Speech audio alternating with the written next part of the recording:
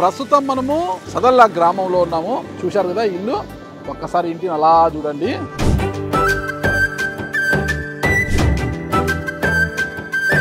ఈ ఇంట్లో ఉంటున్న వ్యక్తి పేరు ఎన్ వేణుగోపాల్ రెడ్డి.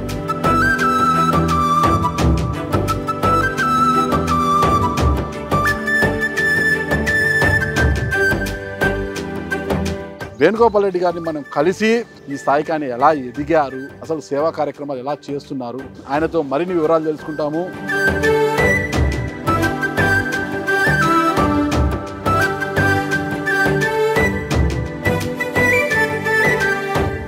ఎలా వచ్చింది ఇంత సక్సెస్ మీకు? లేదండి, చాలా కష్టపడ్డాను. నేను పాలమ్మారా? చాలా కష్టపడ్డాను. 2005లో జర్నీ స్టార్ట్ చేసిన పర్సన్స్ కూడా ఇప్పుడు నాతో పార్ట్నర్షిప్ చేస్తున్నారు. ఎన్విఆర్ అనేది ఒక స్వచ్ఛంద సంస్థ. అవును. జీర్ణోద్ధరణ కార్యక్రమాలు చేపట్టడం, ఆలయాల మీద, గ్రామీణ ప్రాంతాల్లో 200 గుళ్ళకి పైగా డొనేషన్స్ ఇచ్చాము. మొత్తం ఇదంతా చేస్తాం. ఎందుకు చేస్తాం? నేను 2009లో బిజినెస్ స్టార్ట్ చేసినప్పుడు భగవంతుని దగ్గర ఒక మాట తీసుకున్నాను. స్వామి, మనకంటూ సక్సెస్ అనేది ఇస్తే, సినిమా రిలీజ్ ముందు ప్రీ రిలీజ్ అని ఉంటుంది కదా, అట్లా ఈ సర్వీసెస్ మార్గంలో రాజకీయ ముసుగు కప్పుకొని వస్తున్నారు. రాజకీయాలకు రావాలి, అది నో సినిమాటిక్ నథింగ్. ఇది కాదు, ఎలక్షన్లు అయిన తర్వాత కూడా వేణుగోపాల్ రెడ్డి ఇలాగే ఉంటాడు. ఈ ప్రజలతో ప్రోగ్రామ్ ఇలాగే. రైతు సంక్షేమం కోసమే మీరు రాజకీయ. ఇది కరెక్ట్. ఇది నా ఉద్దేశం ఖచ్చితంగా అది. ఏమైనా కూడా ఏ పార్టీ అధికారులు ఉంటే ఆ పార్టీతో అసోసియేట్ కావడానికి మీరు సిద్ధంగా ఉన్నారు. చేద్దాం. గవర్నమెంట్తో అసోసియేట్ అయ్యి పనిచేయాలని ఉంది, కానీ అధికారాన్ని పంచుకోవాలనైతే లేదు. అధికారం పంచుకునే అవకాశం వస్తే ఖచ్చితంగా పంచుకుంటాం.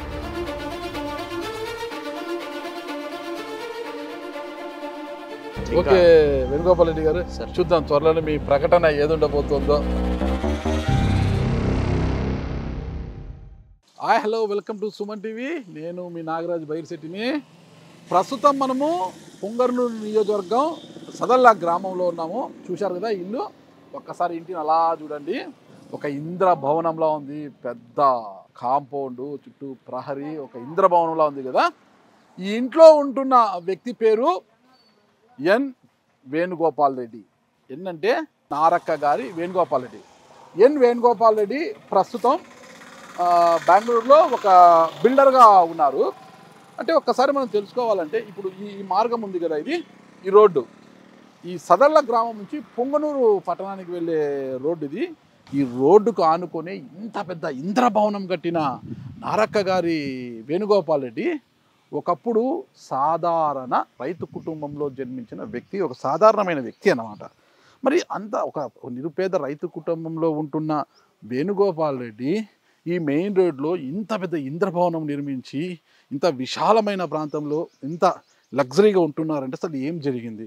ఎవరైనా అంటుంటారు కదా, ఏదైనా కలిసి వచ్చినప్పుడు నక్కతోక తొక్కావరా నువ్వు అనేసి, లేదంటే ఒక లాటరీ తగ్గిందా, అలా ఏమైనా నక్కతోక తొక్కారా, లేదంటే ఏమైనా లాటరీ తగిలిందా, లేదంటే నిజంగా కష్టపడ్డాడా, కష్టపడితే ఏ విధంగా కష్టపడ్డాడు, ఏ విధంగా ఇంత ఆస్తులు సంపాదించాడు, ఏంటి ప్రస్తుతం ఈయన సేవా కార్యక్రమంలో ఉంటున్నా కూడా దాని తర్వాత ఇప్పుడు రాజకీయ రంగంపై కన్నేశారనేది ఇటీవల వస్తున్న వార్తలు. అసలు ఏంటి అసలు పరిస్థితి, అసలు ఏంటి అనేది పూర్తిగా తెలుసుకోవడానికి ఇంట్లో ఉన్న వేణుగోపాల్ రెడ్డి గారిని మనం కలిసి ఆయనతో మరిన్ని వివరాలు తెలుసుకుంటాము. ఈ స్థాయికి ఆయన ఎలా ఎదిగారు, అసలు సేవా కార్యక్రమాలు ఎలా చేస్తున్నారు, సేవా కార్యక్రమాలకు ఫుల్ స్టాప్ పెట్టి రాజకీయ రంగంలోకి ఎందుకు రావాలనుకుంటున్నారు, సేవా కార్యక్రమాలు చేస్తూనే రాజకీయ రంగ ప్రవేశం చేయాలనుకుంటున్నారా, ఏంటి అన్న పూర్తి వివరాలు కూడా తెలుసుకుంటాము. అంతకన్నా ముందు లోపల ఈ బిల్డింగ్ చాలా అందంగా ఉంది, లోపల ఒక ఇంద్రభవనాన్ని తలపించేలా ఉంది. అవన్నీ కూడా ఇప్పుడు మనం చూద్దాము. ఒకసారి నన్ను ఫాలో కండి, లోపలికి వెళ్దాం. చూడండి, ఈ పిల్లర్ అంతా కూడా మొత్తం కూడా మార్బల్లాగా ఉన్నట్టుంది. ఇది చాలా అద్భుతంగా చేశారు మొత్తం కూడా. ఎవరు మంచి ఆర్కిటెక్చర్ ఉన్నట్టున్నాడు. డిజైన్ అంతా కూడా. డోర్ చూడండి, మంచి టేక్ డోరు, చాలా బాగుంది. ఓకే, వెళ్దాం, లోపలికి వెళ్తున్నాము. లోపల ఒక్కసారిగా చూడండి, సినిమాలలో చూస్తుంటారు కదా ధనవంతులు, కోటీశ్వర్లు ఎలా ఉంటారు సినిమాలో, దానికి తలపించేలా ఉంది ఇంటి లోపల. ఒక్కసారి రండి. నమస్తేనా, బాగున్నారా వేణుగోపాల్ రెడ్డి గారు? ఓకే ఓకే, మీతో మాట్లాడదామని అదే పనికి వచ్చాను నేను. మీ గురించి వింటున్నా. ఇటీవల ఒక యువకుడు ఒక రైతు కుటుంబంలో జన్మించిన ఒక యువకుడు ఉన్నటువంటి రియల్ రంగంలోకి ప్రవేశించి బాగా సంపాదించారు, సేవా కార్యక్రమాల్లో ఉంటున్నారు అనేసి విన్నాను. సరే చూద్దాం సేవా కార్యక్రమాల్లో ఇంకా ఉన్న లక్ష్యం ఏంటి అనేది. దానికన్నా ముందు ఒక్కసారి మీ ఇల్లుని చూడాలనుకుంటున్నాను. ప్రతి ఒక్కరు కూడా మీ ఇంటి గురించి చాలా గొప్పగా చెప్తున్నారు, ఇల్లు చాలా అందంగా నిర్మించారు అనేసి. ఓకేనా, చూద్దాం ఒకసారి. పర్మిషన్ ఇస్తారు కదా? రండి. ప్రస్తుతం ఇది సిట్ అవుట్ అనమాట ఇంటికి. ఇక్కడ ఉన్నాం మనము. వేణుగోపాల్ రెడ్డి గారు ఒక హాలు, ఎవరైనా గెస్ట్లు వస్తే కూర్చోవడానికి చాలా బాగుంది. చాలా బాగుందండి ఈ ఫోటో. శ్రీనివాస కళ్యాణం అండి, ఎంట్రన్స్లోనే శ్రీనివాస కళ్యాణానికి సంబంధించిన ఈ ఫోటో ఫ్రేమ్ కూడా పెట్టారు. చాలా చక్కగా ఉంది. దేవతలందరినీ కూడా మనం ఇక్కడే చూడవచ్చు అనమాట. అంటే దీన్ని బట్టి ఏమవుతుంది, వేణుగోపాల్ రెడ్డి గారు ఆయన పేరులోనే ఉంది కదా శ్రీనివాస కళ్యాణం పెట్టారంటే ఆయనకు దైవభక్తి కూడా బాగానే ఉందని మనకు అర్థమవుతుంది. ఇక అంటే ఎంట్రన్స్లోనే పెట్టారంటే ఎవరు వచ్చినా కూడా శ్రీనివాస కళ్యాణాన్ని తిలకించి లోపలికి అడుగు పెట్టాలనే ఒక సంకేతం అనుకుంటా. అందరికీ కూడా ఒక భక్తి భావంతో లోపలికి రావాలనే ఒక ఉద్దేశంతో అనుకుంటాను ఇక్కడే ఈ చిత్రపటాన్ని కూడా పెట్టారు. మనం లోపలికి వెళ్దాము. లోపల మరిన్ని విశేషాలు ఉన్నాయి. మొత్తం ఎంత అండి టోటల్ సైట్? ఎన్ని ల్యాండ్ వచ్చి అరౌండ్ నియర్లీ హాఫ్ ఎకర్ ఉంది సార్. హాఫ్ ఎకర్ ఉంది. కన్స్ట్రక్షన్ అరౌండ్ మీకు ఒక 9,000 to 10,000 square feet for each floor వస్తుంది. ఓకే ఓకే, ఫర్నిచర్ అంతా చాలా బాగుందండి. ఓకే, దేవుని రూమ్ అండి? పూజ రూమ్ సార్. ఓకే ఓకే, మొత్తం టేక్ అండి? మొత్తం టేక్. చాలా బాగుంది. ఓకే,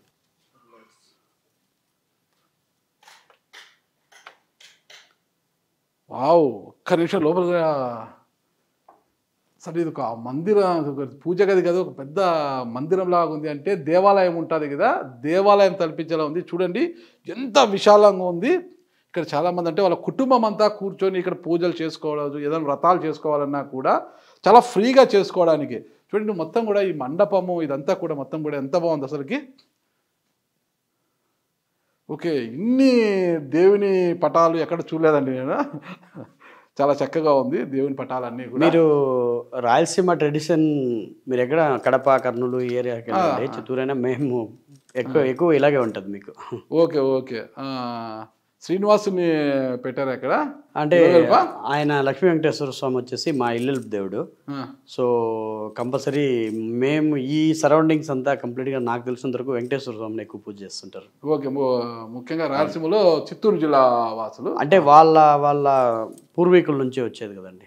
సో దాన్ని బట్టి మా పూర్వీకుల నుంచి మా ఇల్లు దేవుడు వెంకటేశ్వర స్వామి అంటాం. సో కాబట్టి ఆయన్ని ఎక్కువ పూజిస్తాం. ఇంత స్పేషియస్గా పెట్టారండి అసలుకి. ఎక్కడ పూజ గది ఇంత స్పేషియస్గా చూడలేదు నేను. పర్వాలేదు ఇంత ఉండొచ్చును, కానీ ఇంత స్పేషియస్గా పెట్టారు. ఏదైనా వ్రతాలు ఏమైనా చేసుకోవాలంటే ఇక్కడే.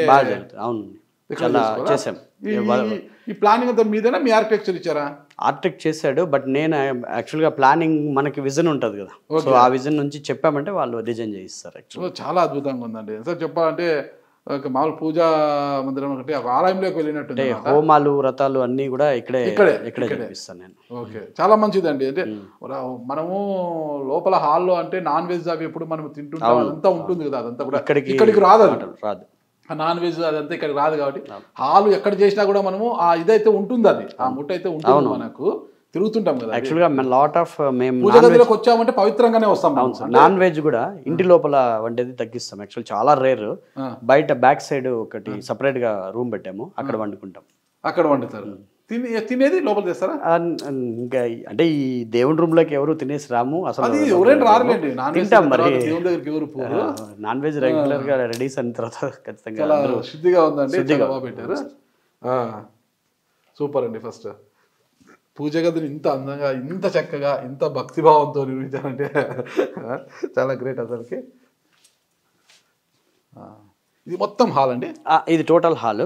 ఓకే, ప్లస్ ఇది సిట్టింగ్ ఏరియా తీసుకున్నాను. ఇదంతా ఎవరైనా సిట్టింగ్ హాల్. పైన 3 bedrooms, తర్వాత ఒక theatre room. Okay, home theatre room ఇచ్చాము. జిమ్, మళ్ళీ స్టడీ రూమ్ ఒకటి ఉంది. టాప్ లో master bedroom plus swimming pool, open terrace. Okay, Malliswari సినిమాలు అనుకుంటాం కదా, వెంకటేష్ ఆ లాస్ట్ కూర్చొని ఏదైనా అంత లేదులేండి. తీసుకోవాలంటే ఆ లాస్ట్లో ఉన్నదాన్ని అందించడానికి టైం పడుతుందని అక్కడికి వచ్చి కూర్చొని తింటారు కదా, అలా ఉంది. ఇంత పెద్ద డైనింగ్ హాల్, ఒక ఫ్యామిలీకి సంబంధించి చాలా పెద్దగా ఉంది డైనింగ్ హాల్. డైనింగ్ హాల్కి తగ్గట్టుగానే కిచెన్ కూడా ఉంది. మామూలుగా కిచెన్ గొప్ప గొప్ప వారి ఇళ్ళలోనే ఇలా ఉంటాయన్నమాట, చాలా పెద్దగా. మధ్యతరగతి కొద్ది సామాన్య వాళ్ళ ఇంట్లో చాలా చిన్నగా ఉంటుంది. మా ఇంట్లో అయితే చాలా చిన్నగానే ఉంటుంది. ఇది గొప్పవారు కాబట్టి చాలా గొప్పగానే ఉంది. అలా ఏం లేదు సార్. చూడండి కిచెన్ అంతా కూడా. యాక్చువల్గా సమ్ ఆఫ్ ద ఫినిషింగ్స్ కరెక్ట్గా రాలేదు, ఎందుకంటే వర్కర్స్ నేను బెంగళూరు నుంచి ఇక్కడికి తీసుకురావడం చాలా టఫ్ అయిపోయింది. ఓకే. సో దానివల్ల అనుకున్న అవుట్కమ్ కరెక్ట్గా అంటే రాలేదు. Okay okay. సో కొంచెం ఫినిషింగ్స్ కొంచెం ఇదండి ఇక్కడ ఇది జస్ట్ ఫ్యామిలీ సిట్టింగ్ లాగా. Okay okay. పల్లె వాతావరణం కాబట్టి కొంచెం అలాగే ఉంటుంది, మరి సిటీలో మెయింటైన్ చేయలేము మేము. ఇదేమండి ఎంట్రన్స్? యాక్చువల్గా బ్యాక్ ఎంట్రన్స్ వరండాకి బ్యాక్ సైడ్. ఇది ఏ ఫేస్ అంటే? ఇది వెస్ట్, సారీ సౌత్. సౌత్ ఇటు సైడ్ సౌత్. బాగా పెద్ద కంపెనీ. ఇక్కడేనా నాన్ వెజ్ అంతా కూడా? ఇక్కడ ఒక రూమ్ ఉంది, ఈ రూమ్ లో యూజ్ చేసుకుంటాం. ఆ రూమ్ లో నాన్ వెజ్ అంతా కూడా. నెక్స్ట్ ఇక్కడ అమ్మవారి టెంపుల్ కట్టాము. ఇక్కడ అమ్మవారి టెంపుల్. ఆ ఏరియా మొత్తం సుమారుగా 15 acres ఉంది. ఓకే. అక్కడ కల్టివేషన్ చేస్తాం, ఎప్పుడు వరి రెగ్యులర్ గా పండిస్తాము. ఇక్కడ రెగ్యులర్ గా అన్నదానం పండిస్తారు. ఎక్కువ సోనా మసూరా అనేది మాకు రెగ్యులర్ సీజన్. Okay okay. అది పండిస్తాం ఎక్కువ. ఓకే. ఒక బాబు అండి మీకు? ఇద్దరు సార్. ఇద్దరు. ఒక బాబే కనిపిస్తున్నాడు మాకు ఇక్కడ. అంటే ఇది ఫస్ట్ బాబుది తీసినాము, మీకు పైన తీసుకున్నా. ఫస్ట్. ఓకే. మీ వైఫ్ ప్రాపర్ ఎక్కడ? వాళ్ళు పొంగనూరే. మా సొంతం అక్క కూతురు అమ్మాయి. ఓకే. మేనకోడలు. ఓకే. ఇంటిని చూసాం, విషయాలు తెలుసుకున్నాము. ఒకసారి మనం ఈ కుటుంబ విషయాలు, ఓకే, మీ సర్వీసెస్, మీ బిజినెస్, ఎలా రైతు కుటుంబం నుంచి ఈ స్థాయికి ఎలా వచ్చారు ఏంటంటే పూర్తి వివరాలు ఒకసారి మనం మాట్లాడుకుంటామా? డెఫినెట్గా. మీ స్వగ్రామం అండి? ఇక్కడే పొంగనూరు, చదలబాద్. అమ్మ నాన్నల పేర్లు ఏంటి? వెంకటరామరెడ్డి, వసంతమ్మ. వెంకటరామరెడ్డి, వసంతమ్మ. ఎంతమంది సంతానం వారికి? ఇద్దరు, నేను ఒకరు, మా చెల్లెలు ఇంకో అమ్మాయి. మీ చెల్లెలు? అమ్మాయి హౌస్ వైఫ్. బావగారు ఏం చేస్తారు? ఆయన యాక్చువల్గా బిల్డర్గా ఉండేవాళ్ళు, రీసెంట్గా చనిపోయారు. ఓకే. ఎంత వయసు చెల్లికి? అమ్మాయి కూడా చిన్న ఏజ్, యాక్చువల్గా 38 years. మీ వయసు ఎంత? నాకు 40. అంత కనిపించడం లేదు మీరు. అవునా? చెల్లి పాపం అంత చిన్న వయసులోనే. అన్నీ మేమే చూస్తున్నాము, ఏ ఇబ్బంది లేదు. తనకు కూతురు 10 years ఇప్పుడు. మళ్ళీ వెళ్ళాడుతాను. బావగారికి ఏమైంది? యాక్సిడెంట్. ఎన్ని ఎకరాల పొలం ఉంటుందండి మీకు? సార్ మేము చిన్నప్పుడు యాక్చువల్గా చిన్నప్పుడు మా నాన్నమ్మ వాళ్ళ టైంలో పొలం అంతా చాలా బాగుండేది. అది ఇప్పుడు కూడా ఉన్నాయి అవి. సుమారుగా ఒక 15 acres దాకా ఉన్నింది, కంబైన్డ్ ఫ్యామిలీ. తర్వాత నా 10th వచ్చినప్పుడు ఫ్యామిలీలో చిన్న డిస్ప్యూట్ అయ్యి సో 3 portions డివైడ్ చేశారు. తర్వాత వాటి మీద కూడా కొంచెం మా నాన్న వాళ్ళకి అంటే వాళ్ళిద్దరు బ్రదర్స్, 2 sisters. మా నాన్న వాళ్ళ ఫాదర్కి ఒక తమ్ముడు ఉండేవాడు, ఆయన చనిపోయాడు. ఆయన చనిపోయిన తర్వాత తనకు కూతురు ఉంది, ఆమె కూడా ప్రాపర్టీ మీద కేసేసి సో ఆ డిస్ప్యూట్స్లో ఆ పొలాలు ఎక్కువ వాడడం కూడా ఆపేసాము. తర్వాత సొంతంగా పర్చేజ్ చేసి మా ఫాదర్ ఏదో చేయాలని ప్రయత్నం చేశారు. బట్ అది చెప్తాను నేను మీకు. కాకపోతే ఒక్కటి సార్, ఏ రోజు వ్యవసాయ రంగాన్ని వదలలేదు. లాస్ వచ్చినా లాభం వచ్చినా నేను మా ఫాదర్తో పాటు కల్టివేషన్ నేను చేశాను. ఇప్పటికి కూడా మనం తినేవారి మనమే పండించుకోవాలని నా సిద్ధాంతం. ఒక కనీసం 40 బస్తాలైనా సంవత్సరానికి పండాలి. సో ఆ విధంగా చేసుకోవచ్చు. మేము స్టార్టింగ్ డివైడ్ అయిన తర్వాత మా ఫాదర్ ఆ పొలాలను కంప్లీట్గా వదిలేశాడు. ఆ పొలాలను ఏమి ఇప్పుడే ముట్టుకోవద్దని చెప్పేసి, ఆ బోర్లో మాకు బాగా వాటర్ వచ్చేవి. సపరేట్గా ఒక పొలం కొందామనేసి ఒక 1 acre మాట్లాడు. 1 acre ఫస్ట్ వెళ్ళేసి మా నాన్న దగ్గర కొద్దిగా డబ్బు ఉండింది, అప్పుడు 40,000 దాకా ఉండింది. పొలము 70,000 అయింది. ఆ 40,000 పెట్టి వేరే వాళ్ళ దగ్గర అప్పు తీసుకొచ్చి ఆ 30,000 పెట్టి రిజిస్ట్రేషన్ అప్పుడు ఏంటంటే ఆయన పేరుతో చేసుకున్నారు. ఎవరైతే వడ్డీ మాకు డబ్బులు ఇచ్చాడు, ఆ 30,000 ఇచ్చిన పర్సన్ ఆయన పేరుతో పొలం రాపించుకున్నాడు.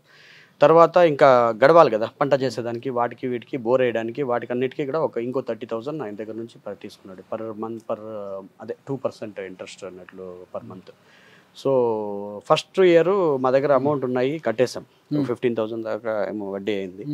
నెక్స్ట్ ఇయర్ అదే మళ్ళీ ఇంకా పంట పండింది, దాని మీద నుంచి 20,000 తీసుకున్నాడు.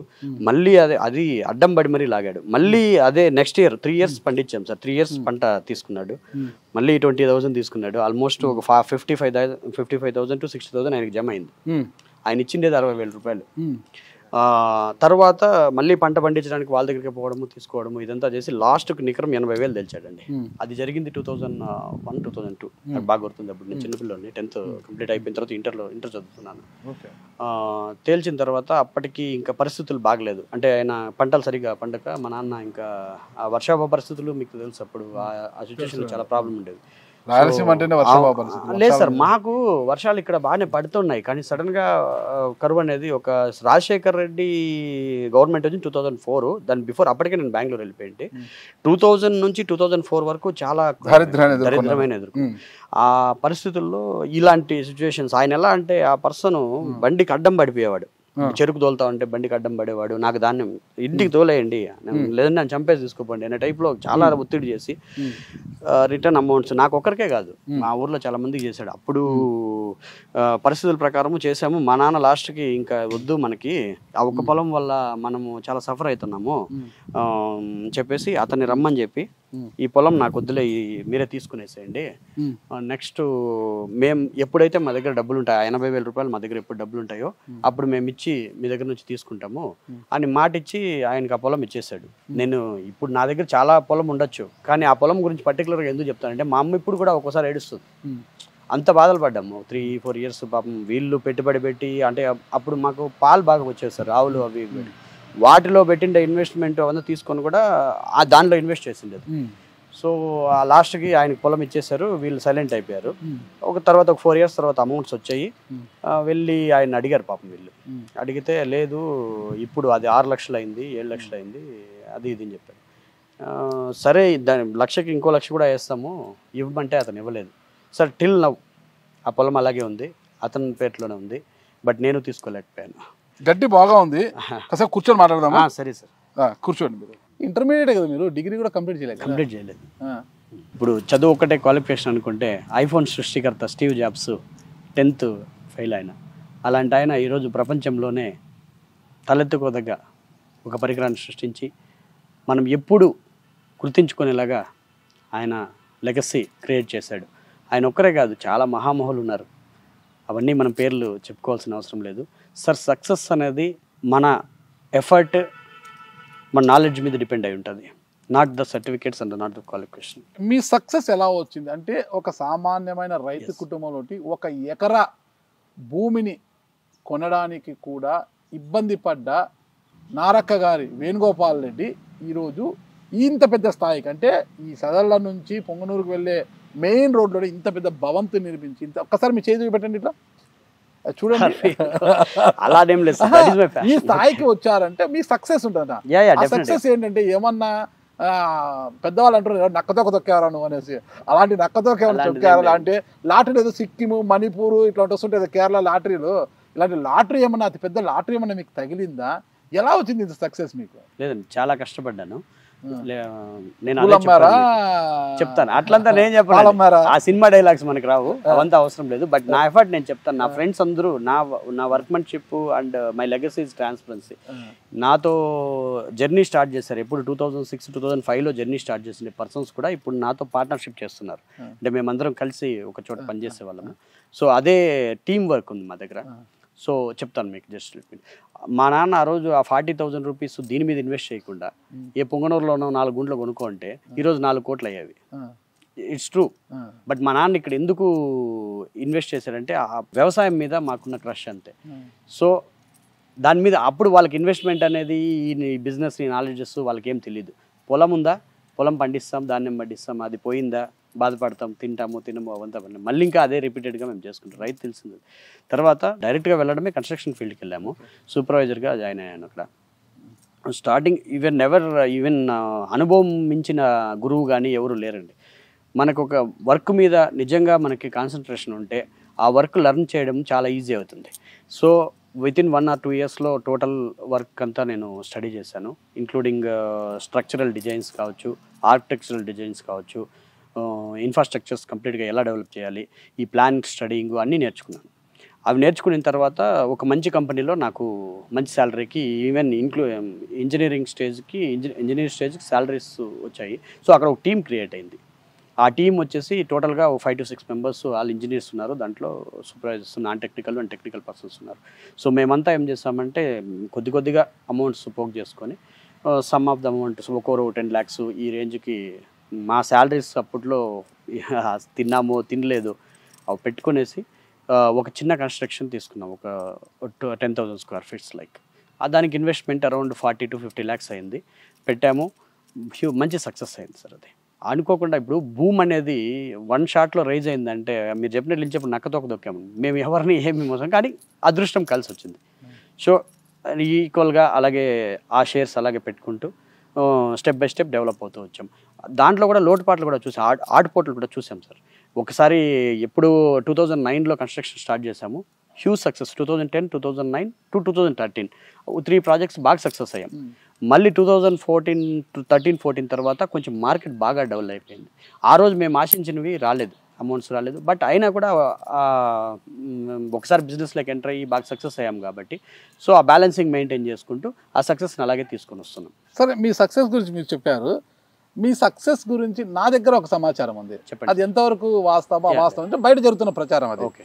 మీరు ఇక్కడ నుంచి బెంగళూరు వెళ్ళింది ఒక సేట్ కుటుంబంలో డ్రైవర్గా వెళ్ళారు. మీరు వారి ఇంటి కారు డ్రైవర్గా వెళ్ళారు. ఓకే.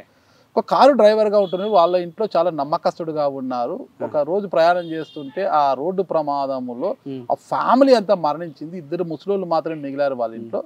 వాళ్ళు ఎప్పుడైతే వాళ్ళందరూ చనిపోయారో ఇంకా మీరే వాళ్ళ మొత్తం సొంతం అనుకొని వాళ్ళ బాధ్యతలని మీపై అప్పచెప్పారు. ఇక ఆ ముసలోళ్ళు 2 చనిపోయినా కూడా ఆస్తి అంతా మీకు కలిసి వచ్చింది.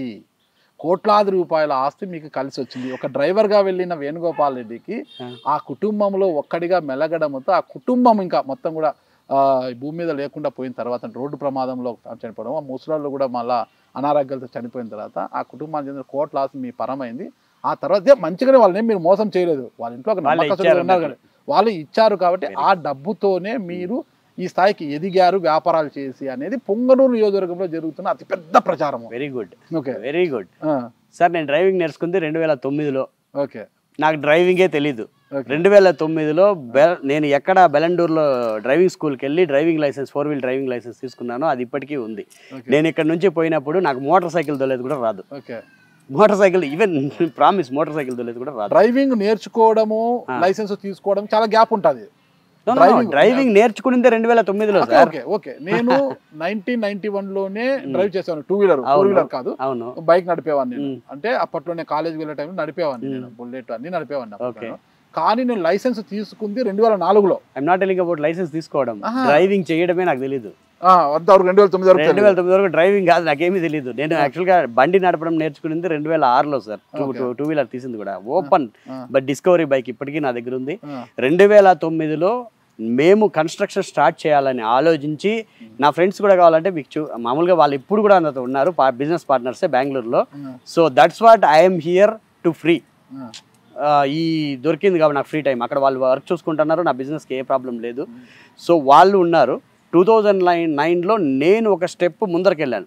ఏమంటే వాళ్ళు అప్పటికి జాబ్స్ చేస్తూ ఉన్నారు సార్. నేను జాబ్ వదిలేసి, అంటే మనం జాబ్ చేసుకుంటూ మళ్ళీ వర్క్ చేయలేం, ఈ ఫీల్డ్ వర్క్ చేయాలంటే నన్ను వాళ్ళు ముందరకు పెట్టారు.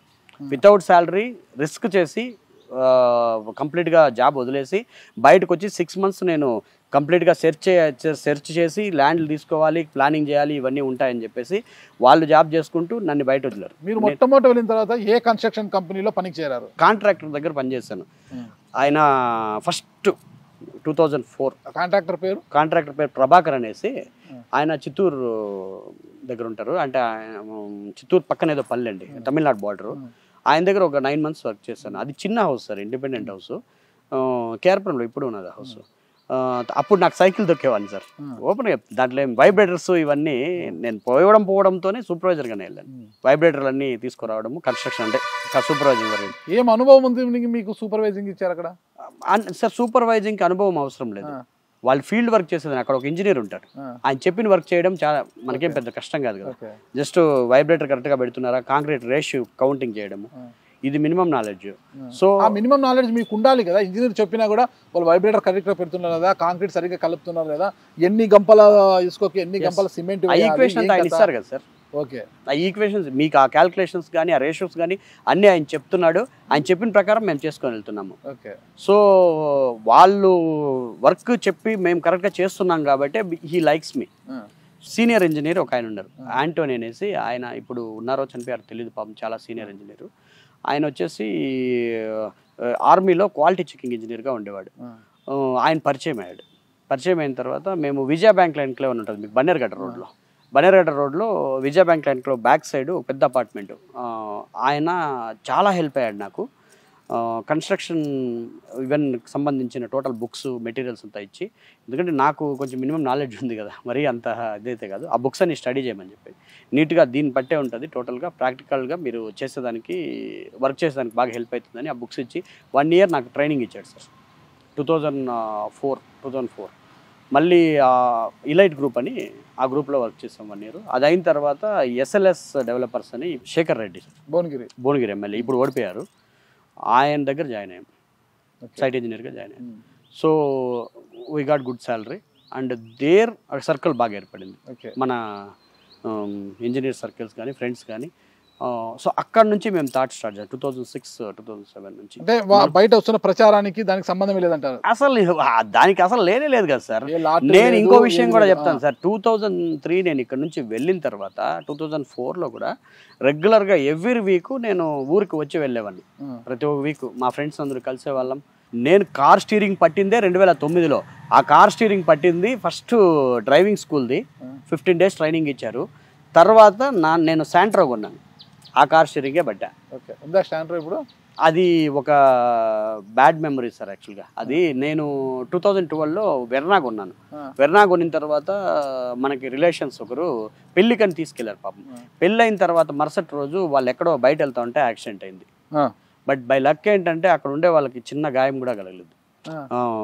కార్ మాత్రం కంప్లీట్ స్మాష్. మళ్ళీ కార్ ఇచ్చేసాను, అది స్క్రాప్కి ఇచ్చేసాను. తర్వాత నేను ఫస్ట్ కొనే బైక్ నుంచి అన్నీ పెట్టుకున్నాను, ఆ ఒక్కటి మాత్రం మిస్ అయిపోయింది. మీకు ఇంకో విషయం ఏంటంటే ఆ కార్ అంటే నాకు చాలా ఇష్టము. ఆ కార్లో నాకు 3-4 యాక్సిడెంట్స్ జరిగాయి, చిన్న స్క్రాచ్ కూడా లేదు. కార్కి మాత్రం భారీ డ్యామేజ్ బాగా, అంటే అలాంటి కార్ రాదు. అంటే నాకు అది రుణం లేకపోయింది, కానీ నేను తీసుకున్న ప్రతి ఒక్కటి పెట్టుకోవాలనేది. మొత్తం మీద కష్టపడే ఈ స్థాయికి వచ్చాను అంటారు. అది ఓపెన్ బుక్ సార్, ఎలాంటి no short cuts, nothing sir. ఇది ఓపెన్ బుక్. ఎక్కడైనా ఐటీ అంతా కరెక్ట్ గా ఫైల్ చేస్తుంటారు, అంతా 100% అంతా క్లియర్, అంతా ట్రాన్స్పరెన్సీగా ఉంది, అంతా వైటే, బ్లాక్ ఎక్కడ ఉంది సార్? ఇప్పుడు మేము బ్లాక్ చేసే స్టేజ్కి వచ్చేసరికి మోడీ గారు వచ్చి అన్ని బ్యాన్ చేసేసారు. అంతేనంటారా? కంప్లీట్ గా బాగా సంపాదించారు కదా. ఎన్విఆర్ అనేది ఒక స్వచ్ఛంద సంస్థలో కార్యక్రమాలు చేయడము, ఆలయాలకు ఇక్కడే 2-3 మీ చుట్టుపక్కల 2-3 ఆలయాలు నిర్మించేశారు, జీర్ణోద్ధరణ కార్యక్రమాలు చేపట్టడం ఆలయాల మీద, గ్రామీణ ప్రాంతాలలో పైగా డొనేషన్స్ ఇచ్చాము. మొత్తం ఇదంతా చేస్తాం. ఎందుకు చేస్తాం అంటే సినిమా తీసేయక ముందు మామూలు సినిమా రిలీజ్ ముందు ట్రైలర్ వస్తుంది కదా, అలా అంటే మీ సినిమా ఏమైనా ఉంది వెనకాల ట్రైలర్, ఇది ఏమైనా ట్రైలర్ అనుకోవచ్చు అసలు? అది ఇప్పుడు అవుట్ ఫోకస్ అవుతా ఉంది అనుకునే వాళ్ళు, కానీ వాస్తవాలు ఎవరికి తెలియదు. ఇప్పుడు యాక్చువల్గా ఫేస్బుక్ కొంచెం ఫాస్ట్ మూవింగ్ లో వెళ్తున్నాయి కాబట్టి సో జనాలు కొంచెం మాట్లాడడం, ఎందుకంటే దగ్గరలో ఎలక్షన్స్ వేరే ఉన్నాయి. ఒకటి నేను కూడా ప్రకటన చేశాను రాజకీయాల్లోకి వస్తానని చెప్పేసి, దానివల్ల కొన్ని వస్తున్నాయి. కానీ మీ వాస్తవం ఒకటి చెప్తాను, నేను 2009లో బిజినెస్ స్టార్ట్ చేసినప్పుడు భగవంతుని దగ్గర ఒక మాట తీసుకున్నాను, స్వామి సక్సెస్ కనుక అయితే, ఏ భగవంతుడు? వెంకటేశ్వర స్వామి. వెంకటేశ్వర స్వామి దగ్గరనే మేము ఎక్కువ ప్రతి ఒక్కటి, నేను ప్రతి మంత్లీ ఒకసారి ఆయన దగ్గరికి వెళ్ళండి నాకు నిద్ర పట్టదు, అంటే వెళ్తాను ఖచ్చితంగా. మంత్లీ ఒకసారి స్వామిని దర్శనం చేసుకొని వస్తాను. మీకు ప్రోటోకాల్ దర్శనం ఇస్తారా? లేదు సార్, రెగ్యులర్ దర్శనమే, మామూలు దర్శనం. నేనేమన్నా వీఐపీనా సార్ ప్రోటోకాల్ ఇచ్చేదాన్ని? నాకు ఆ ఇల్లు కడితే వీఐపీ అయిపోతారా సార్? అట్లంతా ఏం లేదు సార్. జనరల్ క్యూలో కూడా డబ్బే కదా సార్, సర్వదర్శనంలో కూడా పోతాను. డబ్బే కదా, లేదు స్వామి దగ్గర ఎప్పుడు అది వాడాను సార్ నేను. అందుకే స్వామి నాకు ప్రోటోకాల్, శ్రీవాణి దర్శనం కూడా, శ్రీవాణి దర్శనంలో వెళ్తాం సార్, దాంట్లో ప్రోటోకాల్ ఏముంది సార్? అది సార్ నార్మల్ దర్శనం అయిపోయి 3 hours పడుతుంది. ఇప్పుడు కూడా 1.5 hour మినిమం పడతాం సార్. అదేమి ప్రోటోకాల్ డైరెక్ట్గా వెళ్ళి దర్శనం చేసుకోవచ్చు. స్వామి దగ్గరికి ఎప్పుడు బందోబస్తులో వెళ్ళలేదు. స్వామి ఫ్యూచర్లో ఏమిస్తాడో చూద్దాం. కాకపోతే నేను ఖచ్చితంగా ఆ రోజు మాట తీసుకున్నాను, అది బిజినెస్ సక్సెస్ అయ్యే దాంట్లో ఒక మెథడ్ అని కూడా అనుకోండి, నాకేం ప్రాబ్లం లేదు. సో ఐ మీన్ మనకంటూ సక్సెస్ అనేది ఇస్తే ఓ 10% to 15% స్వచ్ఛందంగానే సొసైటీ కోసం ఖర్చు పెడతాను.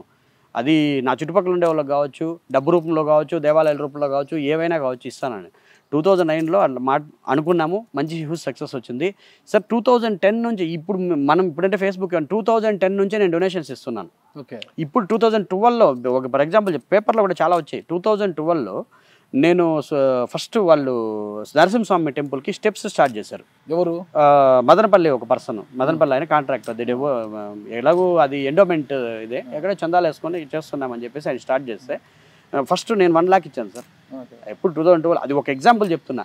సో అప్పటి నుంచి రెగ్యులర్గా ఎవరు వచ్చి అడిగినా సరే చాలా మందికి ఇచ్చి పంపిస్తున్నాం. నా దగ్గరికి ఇప్పుడన్నా టీం ఉంది, మన వాళ్ళు బాల్య స్నేహితులు వీళ్ళంతా ఉండేవాళ్ళు. బాల్య స్నేహితులు ఇప్పుడు బయటంతా కలుస్తున్నారు. అప్పుడు మా నాన్న వీళ్ళే ఉండేవాళ్ళు. చెప్పిన వాళ్ళకి అందరికీ ఇచ్చాము. సార్ ఎప్పుడు స్వార్థం కోసం నేనేం చేయలేదు. ఇప్పుడు మీ చుట్టంతా చాలా మంది యువకులు ఉన్నారు, పెద్దవాళ్ళు కూడా ఉన్నారు. మంది మార్బల్ మా బామర్ది అంటారు, అల్లుడు అంటారు, తమ్ముడు అంటారు, చాలా మంది అంటున్నారు కదా. వీరందరూ కూడా చిన్నతనం నుంచి మీకు ఏమి లేని రోజుల నుంచి మీ వెంట ఉన్నారా? మీరు ధనవంతుడు అయినాకనే మీ వెంట ఉన్నారు వీళ్ళంతా? నాతో ఉండే ప్రతి ఒక్కరు అంటే చదలకు సంబంధించిన వాళ్ళు మాత్రం, బయట వాళ్ళతో నాకు పొరపతే కొంచెం దూరం కాబట్టి చదలలో ఉండే వాళ్ళు మొత్తం నన్ను బావ అని పిలిచే వాళ్ళైనా, లేకపోతే తమ్ముడు అని పిలిచే వాళ్ళైనా, అన్న అని పిలిచే వాళ్ళైనా అందరూ నాతో చిన్నప్పటి నుంచి ఎలా ఉన్నారో ఇప్పుడు కూడా అలాగే ఉన్నారు. కాకపోతే కొంచెం మర్యాద పెంచారు. వద్దురా బాబు అట్లా అంటే వాళ్ళేక రెస్పెక్ట్ ఇస్తాను. నేనేమి అడగట్లేదు, నేను మామూలుగానే ఉంటాం ఎప్పుడు వాళ్ళ దగ్గర. సో దాంట్లో నా దగ్గర ఎప్పుడు తేడా చూపించారు. సాయంత్రం అయితే సాయంత్రం వాళ్ళ ఖర్చులకి దానికి ఏమిటికి ఇస్తాం సార్? ఇవ్వరా? ఖర్చులకి ఇస్తే ఏం సార్, అది మర్యాద ఉంటుంది మన వాళ్ళకి పాపము. మీ చుట్టూ తిరుగుతూ వాళ్ళు మిమ్మల్ని పొగడాలి కదా రోజు. ఏంటి పొగడతారు వాళ్ళు? మాడు గొప్ప అది అట్లంతా ఎవరు పొగడట్లేదే.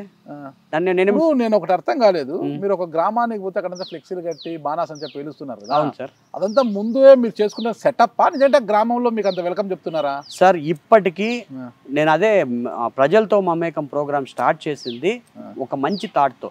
మీకు అది ఫుల్ బ్రీఫ్ ఇవ్వాలంటే సుమారుగా ఒక 20 minutes టైం ఇవ్వాలి. చెప్పనా? చెప్పండి. టైం ఇస్తారా? ట్రస్ట్ పెడదామని డిసైడ్ అయ్యాను సార్. ఈ మాట సుబ్రహ్మణ్యం అని చెప్పేసి మా ఇంజనీర్ ఉన్నారు, మా partner. He is looking over all civil in the Bengaluru. ఆయనతో కూడా మీకు ఒకసారి కల్పిస్తాను. సో ఆయనకి 2006లో చెప్పాను సార్. పిల్లలు వదిలేసిన తల్లిదండ్రులు చాలా వరకు ఈ అనాథాశ్రమంలో కొంతమంది చూస్తూ ఉంటాం సార్. వాళ్ళని చూస్తే చాలా బేజారు అవుతుంది. అంటే చిన్నప్పుడు మనం పిల్లల్ని కొంచెం ఒక స్టేజ్ వచ్చిన తర్వాత అసలు చూడాల్సిన పనిలే, వాళ్ళ పాటికి వాళ్ళు ఎలాగో ఎదుగుతారు. కానీ సర్టన్ వయసు దాటిన తర్వాత పిల్లలు ఖచ్చితంగా వాళ్ళకి నీడ్ అనేది ఉండాలి. సో ఇలాంటి వాళ్ళకి ఏమైనా చేద్దామని చెప్పేసి, తర్వాత అనాథ పిల్లలకి ఏమైనా చేద్దామని చెప్పేసి చాలాసార్లు మేము డిస్కస్ చేసుకున్నాం సిట్టింగ్లో. అప్పటికి ఈ కన్స్ట్రక్షన్ ఫీల్డ్ స్టార్ట్ చేస్తామనే థాట్ కూడా లేదు. 2006, 2007 చెప్పాను. ట్రస్ట్ పెట్టి చేద్దామని అనుకున్నాం. మళ్ళీ బిజినెస్ స్టార్ట్ చేయడము, ఈ కొంచెం బాగా సంపాదన రావడము ఇదైంది. తర్వాత అప్పుడు కూడా ట్రస్ట్ పెట్టలేదు సార్. ఈ స్మాల్ డొనేషన్స్ ఇచ్చుకుంటూ వెళ్ళాము. ఈ అనాథాశ్రమాలు కావచ్చు, ఎవరైనా పెద్దోళ్ళు రావడం కావచ్చు, పెద్దోళ్ళు వస్తే 5,000 వాళ్ళకి ఇచ్చి పంపించడము, ధాన్య రూపంలో కావచ్చు, డబ్బులు కావచ్చు, ఏదైనా వేయడం. మళ్ళీ ఇలా కంటిన్యూ అవుతా ఉంటే కొంచెం రావడం జనాలు ఎక్కువైపోయారు. సో ఇలా డైరెక్ట్గా వేయడం పద్ధతి కాదు అనేసి ఒక ప్లాట్ఫామ్ క్రియేట్ చేయాలని చెప్పేసి ఎన్విఆర్ ట్రస్ట్ అనేది 2016 or 17లో స్టార్ట్ చేసాం సార్. అది యాక్చువల్గా నా కన్స్ట్రక్షన్ ఫీల్డ్ ప్లస్ కన్స్ట్రక్షన్లో వచ్చేసి ఫస్ట్ ఎస్ఎల్వి కన్స్ట్రక్షన్స్ పెట్టాం. అది ఎస్ఎల్వి అంటే శ్రీ లక్ష్మీ వెంకటేశ్వర కన్స్ట్రక్షన్స్. సో అది 2016కి అది క్లోజ్ అయిపోయింది. అంటే పార్ట్నర్స్ కొంచెం ఒక ఇద్దరు డిస్పోజ్ అయ్యారు. సో మేము మళ్ళీ ఇంకా కొత్తది ఏదైనా స్టార్ట్ చేద్దామని చెప్పేసి ఎన్విఆర్ అని పేరు వచ్చింది. 2015లో పేరు వచ్చింది.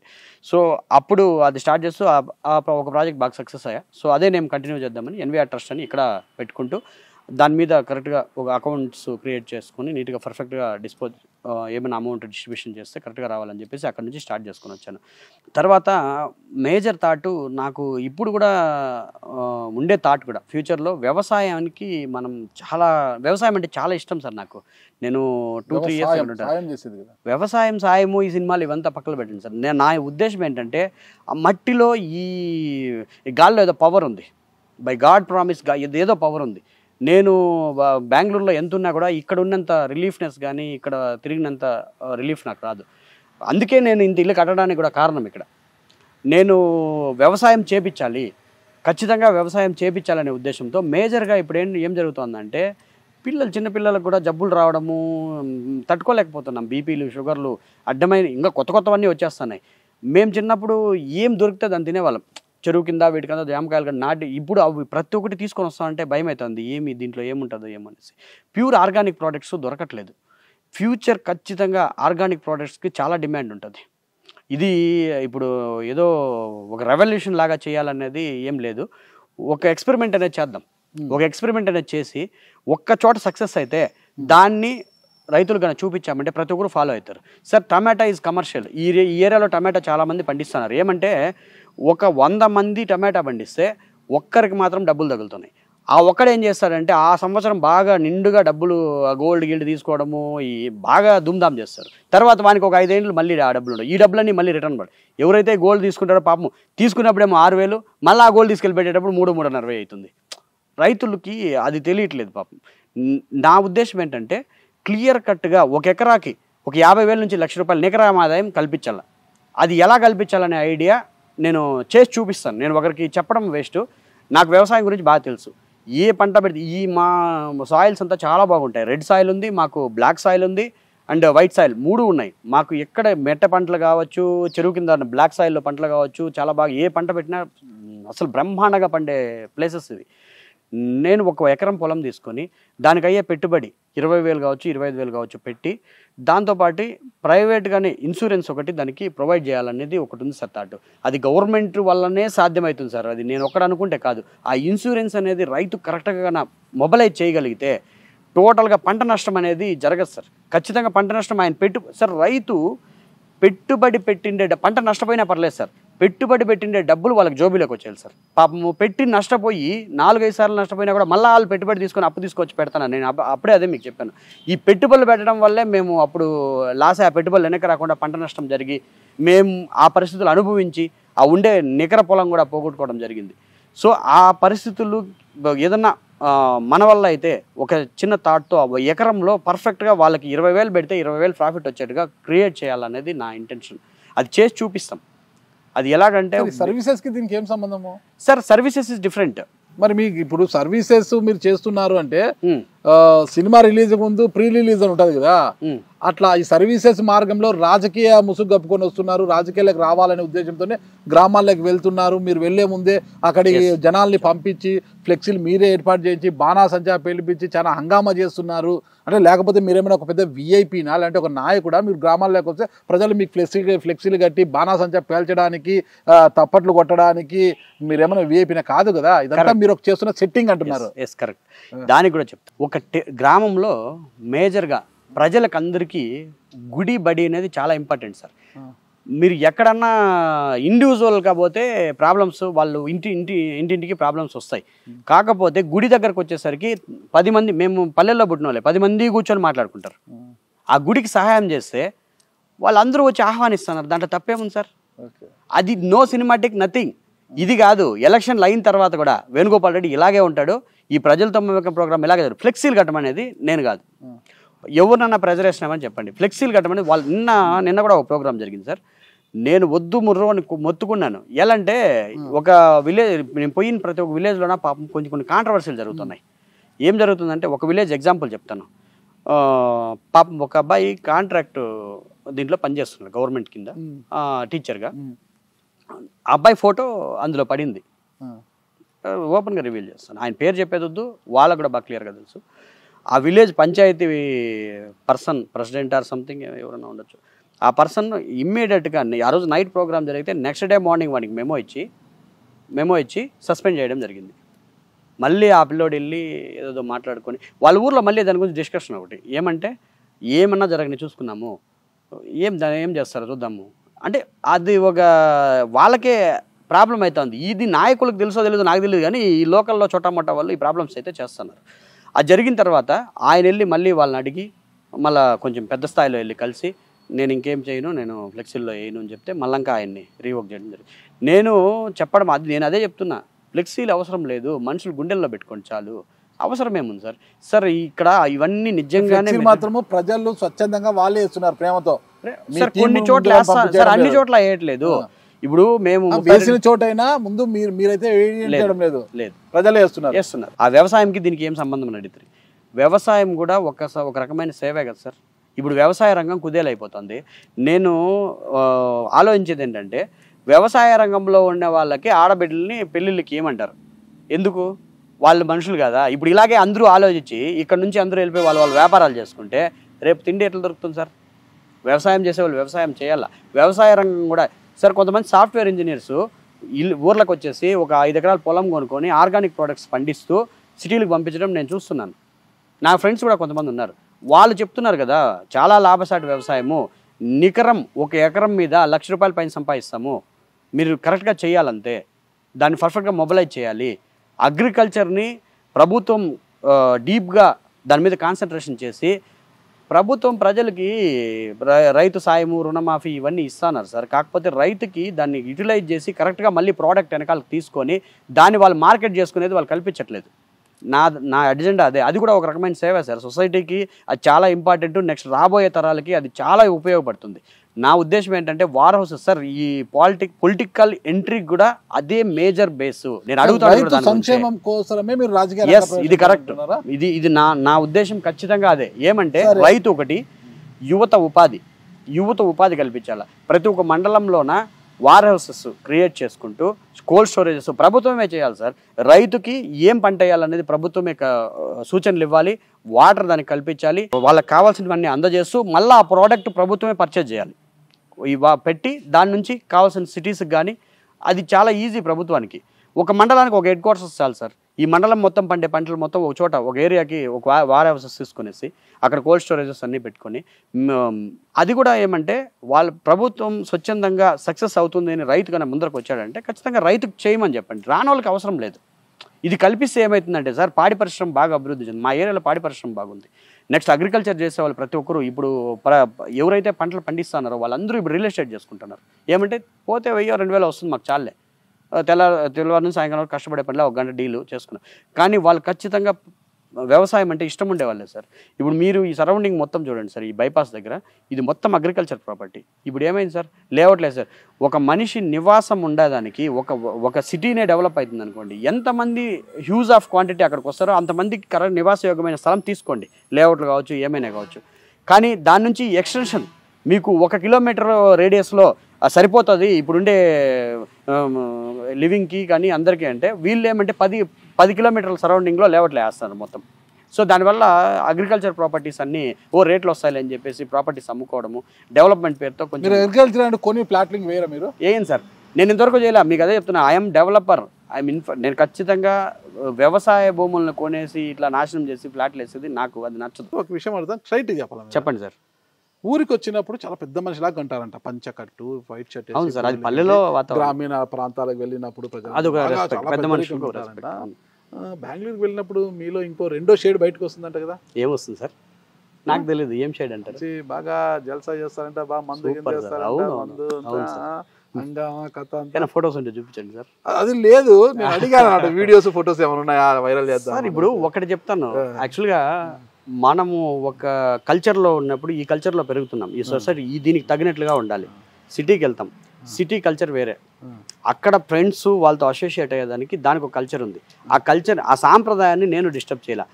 ఏం చేసినా మీరు చెప్పేదంటే జల్సాలు ఇవంతా నేను ఎప్పుడు అలా చేయను, చాలా సాంప్రదాయబద్ధంగా ఉంటాను. మా తల్లిదండ్రులు నాకు బాధ్యతగా పెంచారు, నన్ను ఇప్పుడు కూడా బాధ్యతగానే ఉంటాను, పెద్దలకు రెస్పెక్ట్ ఇస్తాను. కానీ అక్కడ ఉండాల్సిన పరిస్థితులు తగినట్లు కొంచెం మార్పులు చేరుతుంటాయి, కానీ మనిషిలో మార్పు ఉండదు. మనిషి ఒకటే మనిషి. అయోధ్యకి వెళ్ళారా? అయోధ్యకి మేము I'm a common man sir, నన్ను ఎవరు పిలుస్తారు? అట్లా కాదు ఇప్పుడు కాదు. ఓకే, మీరు అన్నట్లు ఖచ్చితంగా వెళ్తాను. బట్ ఇప్పుడు లాక్స్ ఆఫ్ ద పీపుల్ ఉన్నారు సార్ అక్కడ. కనీసం ఫ్లైట్లు పెట్టేదానికి కూడా జాగా లేదంటే 150 ఫ్లైట్స్. అట్లీస్ట్ కొంచెం టైం ఇవ్వండి. నిన్నంతా అవే చూసుకుంటూ ఉన్నాం మేము. నాకు తెలిసిందే నా పరిధిలో ఉన్నంత 4-5 గుళ్ళు విజిట్ చేశాను. పొంగనూరులో ఏ పార్టీ గెలిచే అవకాశం ఉంది? పొంగనూరులో ప్రస్తుతానికి మీకు తెలియాలి సార్, మీరు జర్నలిస్ట్, నాకంత ఐడియా లేదు. మీరు నాయకుడు ప్రజల్లో ఉన్నారు కదా, గ్రామాలు తిరుగుతున్నారు కదా, ప్రజాస్పందన ఎలా ఉంది అసలు? ప్రజాస్పందన ఆడికి పోయిన వాళ్ళు ఎవరు రాజకీయాలు మాట్లాడలేదు సార్. కొంతమంది వైసీపీ చెప్తారు, కొంతమంది టీడీపీ చెప్తారు. వాళ్ళు అలానే ప్రతి ఒక్కరు పార్టీ కూడా బలంగా ఉంది కదా ఇప్పుడు. ఏంటి ఇక్కడ బీసీవైపీ పార్టీ రామచంద్ర యాదవ్ వాళ్ళ అంటే ఇంకా పోటీ చేయలేదు కదా, పార్టీ బాగానే బలంగా ఉంది అంటున్నారు. దాని గురించి నేను డిస్కస్ చేయలేదు కదా. నా దగ్గర ఎవరు తీసుకురాలేదు. నా దగ్గరకు వచ్చింది 2 గురించే. జనసేన ఎలాగో పోటీ బీసీవైపీతో ఈ 2 పార్టీగా బీసీవైపీతో అసోసియేట్ పనిచేయడానికి సిద్ధంగా ఉన్నారా? అధికారంలోకి వస్తే దాంతో కూడా అసోసియేట్ అవుతాం. ఏదైనా అధికారంలో ఉండాలి. అధికారంలో ఉండాలి. అంటే అధికారం ఉంటే మీకు కొద్ది పవర్ ఉంటుంది, పవర్ ఎంజాయ్ నాకు చేయొచ్చు. పవర్ వద్దు, నాకు పవర్ అవసరమే లేదు. ఆల్రెడీ పవర్ లేని పార్టీ నేను పవర్ తీసుకోవాలంటే నేనే ఆల్రెడీ పవర్ క్రియేట్ చేసుకుంటా సార్. నాకు పవర్ అవసరం లేదు సార్. నేను అదే చేయాలంటే ఏదో ఒక రాజకీయ పార్టీ అసోసియేట్ సరిపోతుంది. సార్ అసోసియేషన్ అయ్యేది వేరు. అసోసియేషన్ అవుతానంటే సమ్ ఆఫ్ ద పథకాలు ఏవైతే వీళ్ళు పెడతారో రైతులకు అందే వాటివి, ఇప్పుడు 90% of investment, 10% of funding from the government ఏదో సంథింగ్ ఉంటాయి సార్. వాటిని ప్రజల్లోకి తీసుకొని వచ్చి ఏదో నాకు అన్ని పథకాలు తీసుకురాలేకపోను, కానీ రైతులకు ఉపయోగపడే కొన్ని ఉంటాయి. ఇప్పుడు నా ఉద్దేశము, నేను ఇప్పుడు అడ్మినిస్ట్రేషన్ వాళ్ళతో మాట్లాడచ్చు, కలెక్టర్ గారితో కానీ ఏమైనా వెళ్ళేసి సార్ నా ఆలోచన చెప్తాను సార్, ఇలా రైతులకి ఇన్సూరెన్స్ ప్రొవైడ్ చేస్తూ ఒక్క ప్లేస్, ఇప్పుడు అట్లీస్ట్ చెదల గ్రామం తీసుకుంటాము, ఇక్కడ సుమారుగా 600 ఎకరాల పొలం ఉంది. 600 ఎకరాలకి నా థాట్స్ ఏమున్నాయో వాళ్ళకి చెప్తాను. వాళ్ళ నుంచి ఎస్ ఓకే మీరు ప్రొసీడ్ అవ్వండి, దాంట్లో నా ఇన్వెస్ట్మెంట్ ఉంటుంది. ఇన్వెస్ట్మెంట్ ఓన్లీ సొసైటీ సర్వీస్ మాత్రమే, దాంట్లో ప్రాఫిట్స్ నాకు అవసరం లేదు. నేనేం చెప్తానంటే ఇది ఇన్వెస్ట్ చేస్తాను సార్, ఇది కరెక్ట్గా సక్సెస్ అయితే ప్రతి ఒక్కరికి ఎక్స్ప్లోర్ చేద్దాం, రైతులకు మంచి జరిగేట్లుగా ఉంటే నా థాట్స్ ఎక్స్ప్లెయిన్ చేస్తాను. వాళ్ళు దానికి ఎస్ చెప్పేట్లుగా ఉంటే వాళ్ళతో అవి చేసేదానికి సిద్ధంగా ఉంటాము. లేదు ఏమైతే మేము వెళ్తున్నామో అవే అలాగే వెళ్తుంది. ఇప్పుడు ప్రజలతో మమేకమై ఎందుకు వెళ్తున్నానంటే, నేను ముందే లాస్ట్ టైం చెప్పాను, నేను ప్రతి ఒక్క విలేజ్లోన నాకంటూ ఒక 5 to 6 మెంబర్స్ని క్రియేట్ చేసుకొని యువతే సార్, వారి ద్వారా రైతులకి సార్ మనం చెప్పేది వేరే విధంగా ఉంటుంది, ఆ ఊరు వాళ్ళు చెప్పేది వేరే విధంగా ఉంటుంది. వాళ్ళు మనల్ని నమ్మగలిగితే ఖచ్చితంగా ఒక మొత్తము అన్నీ తీసుకోకపోయినా ఒక 10 ఎకరాల నుంచి 50 ఎకరాలు తీసుకొని దాంట్లో మన థాట్స్ని రివీల్ చేసుకో, అంటే మన థాట్ ఏమైనా కూడా ఏ పార్టీ అధికారులు ఉంటే ఆ పార్టీకి అసోసియేట్ కావడానికి మీరు సిద్ధంగా ఉన్నారు. చేద్దాం సార్. అంతే, ఎమ్మెల్యే కావాలని ఆలోచన లేదు. ఎమ్మెల్యే ఎంపీ నాకేం పెద్ద థాట్ ఏం లేదు సార్. అయితే అవ్వాలని అవకాశం వస్తే అప్పుడు ఆలోచిద్దాం. ఓకే వేణుగోపాల్ రెడ్డి గారు, నాకు ఒక చిన్న అనుమానం ఉంది. ఈ లోకల్ బాడీ ఎలక్షన్స్ జరిగాయి, అంటే పంచాయతీ ఎలక్షన్స్ సమయంలో పొంగనూరు నియోజకవర్గంలో మొత్తం ప్రజాస్వామ్యం కూని అయిపోయింది అనేసి ప్రతిపక్షాలన్నీ ఆరోపించాయి. ఎక్కడ చూడు కూడా అంటే పెద్దిరెడ్డి వర్గీయులంతా కూడా పంచాయతీ సర్పంచ్గా, వార్డు మెంబర్లుగా నామినేషన్లు వేసిన నామినేషన్ పత్రాలు చించేశారు, అవి ఇవన్నీ చాలా పెద్ద అవుతున్నాయి. అక్కడ మీరు కూడా ఈ చదలకు సంబంధించి ఒక 4 చోట్ల నామినేషన్లు వేశారు. ఫస్ట్ మీ నామినేషన్ పత్రాల జోలికి ఏం రాలేదు, కానీ తీరా ఏం జరిగిందని మీరు విత్డ్రా చేసుకున్నారు, ఏమన్నా అమ్ముడు పోయా మీరు ఏమన్నప్పుడు? వాళ్ళు ఏమన్నా డబ్బులు ఇచ్చారా మీకు ఏమన్నా? చెప్తాను. ఓకే, యాక్చువల్గా నాది పంచాయతీ ఎలక్షన్లో కంటెస్ట్ చేసే ఇంటెన్షన్ అయితే లేదు. అదేమైందంటే నా దగ్గర ఒక పర్సన్ ఉండేవాడు, ఆయన వైఎస్ఆర్సీపీ పర్సనే, ప్లస్ ఇంకో గ్యాంగ్, మా ఊర్లో 2 గ్రూపులు ఉన్నాయి, ఇద్దరు వైసీపీ వాళ్ళే, ఒకరు టీడీపీ నుంచి వచ్చి వైసీపీలో చేరిన గ్యాంగ్, ఈయన ఒక గ్యాంగ్. సో నా దగ్గర ఉండే పర్సన్ నామినేషన్ వేయాలని ఖచ్చితంగా ఉన్నాడు.